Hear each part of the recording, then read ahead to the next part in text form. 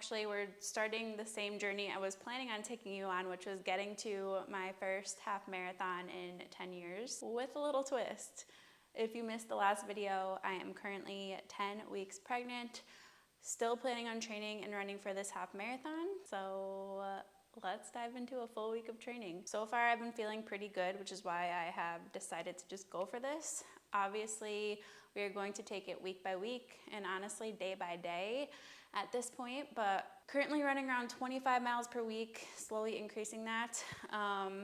And feeling really good when I'm actually running. So the half marathon is in October, so just about like 2.5-ish months away. I think I will be around 20 weeks-ish, give or take, for the actual race. Well into the second trimester, which is the best trimester.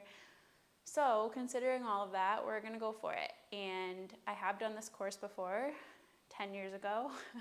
And this will be my first ever race while pregnant. So hoping the next 12-ish weeks align well for me to run and do this. So full week of training. I took a rest day yesterday. Yesterday was Monday. I don't typically take rest days on Monday, but I needed one. We hiked on Sunday this week and I was just feeling like I needed a rest day. So did nothing yesterday. Today is Tuesday. I woke up this morning at 5:15-ish and came out here to the gym on the treadmill and did 5 miles. I actually woke up very nauseous this morning, which typically I don't get nauseous in the mornings. If anything, I'll tend to start feeling that a little bit at night, but I haven't thrown up once this pregnancy, any of my pregnancies really. Well, last pregnancy I did, but unrelated to the pregnancy, it was the stomach bug. So I have not been sick, but I definitely woke up feeling just icky this morning. So I was planning on just running a mile and seeing how I felt, but after I got that first mile in, I felt a lot better. So we went and did our speed workout this morning. I love how I was planning on like not doing anything at all, and then we just rolled right into a speed workout.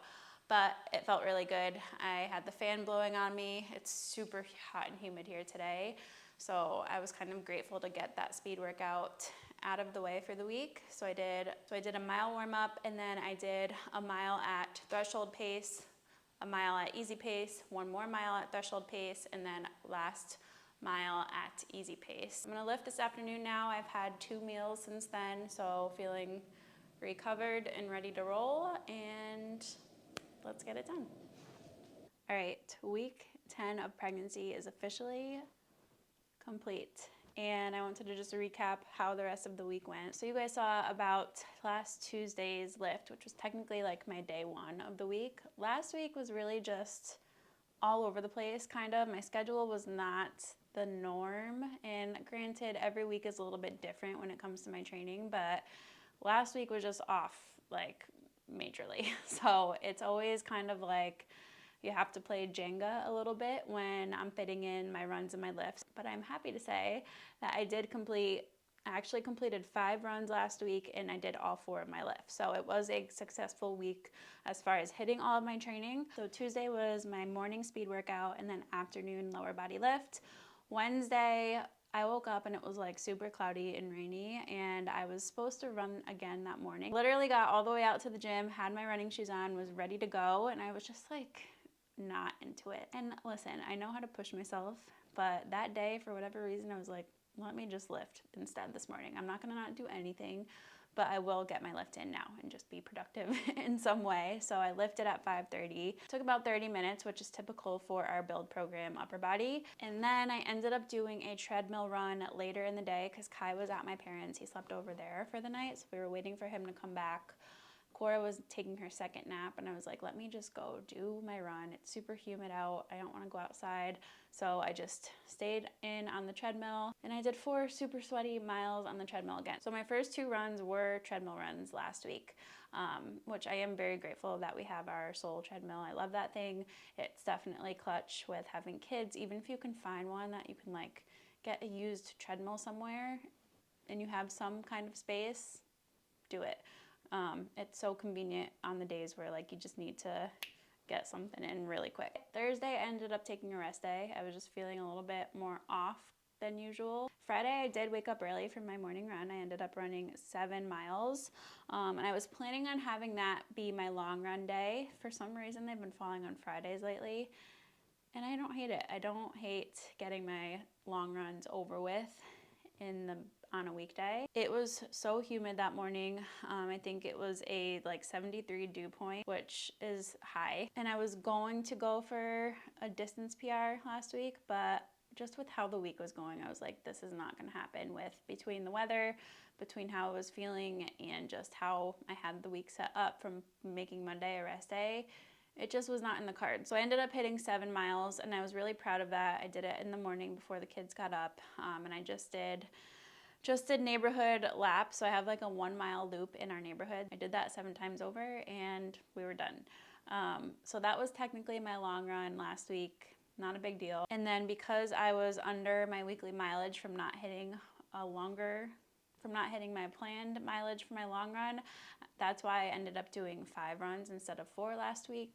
So in that instance, I really still wanted to hit my weekly mileage goal, but it was just split up a little bit different. So I hit 7 miles on Friday. Saturday, I ran 4 in the morning, and then Sunday, I ran 5.